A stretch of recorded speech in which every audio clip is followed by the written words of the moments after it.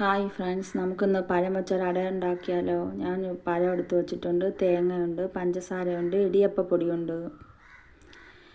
അപ്പോൾ നമുക്ക് അട ഉണ്ടാക്കുന്നത് എങ്ങനെയെന്ന് നോക്കാം. പഴം ആദ്യം ഇതുപോലെ ചെറുതായിട്ടൊന്ന് കട്ട് ചെയ്ത് വയ്ക്കണം.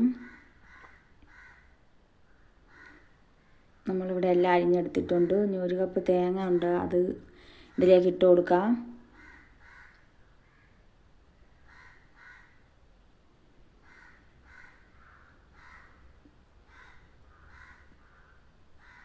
രണ്ട് സ്പൂൺ പഞ്ചസാര ഇട്ട് കൊടുക്കാം.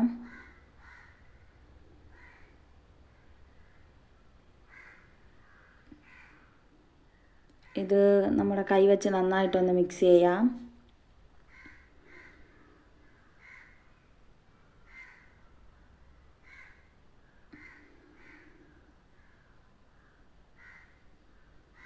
ഇനി നമുക്ക് അതിൻ്റെ മാവ് തയ്യാറാക്കാം. കുറച്ച് പൊടി ഇട്ട് കൊടുക്കാം. കുറച്ച് മതിയാവും, ഏകദേശം ഒരു ഗ്ലാസ് മാവൊക്കെ മതിയാവും.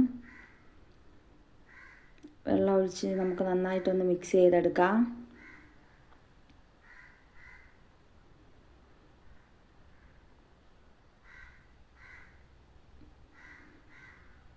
നന്നായിട്ട് മിക്സ് ചെയ്ത് കൊടുക്കാം.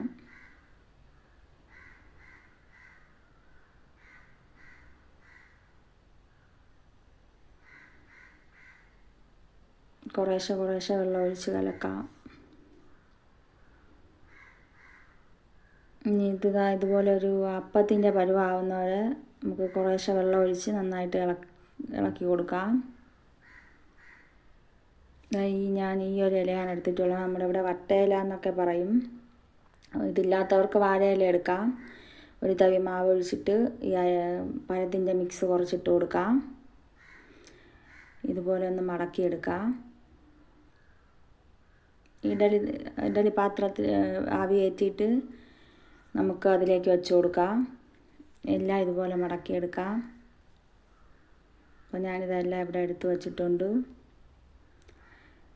ഇതിനി നമുക്ക് ഒരു 15 മിനിറ്റ് ആവിയിൽ വേവിക്കാം. അപ്പോൾ 15 മിനിറ്റ് ആയിട്ടുണ്ട്. ഇതിവിടെ റെഡി ആയിട്ടുണ്ട്. തീ ഓഫ് ചെയ്യാം. അപ്പോൾ നമ്മുടെ അടിപൊളി അട ഇവിടെ റെഡി ആയിട്ടുണ്ട്. എല്ലാവരും ട്രൈ ചെയ്ത് നോക്കണേ. ചാനൽ സബ്സ്ക്രൈബ് ചെയ്യണേ.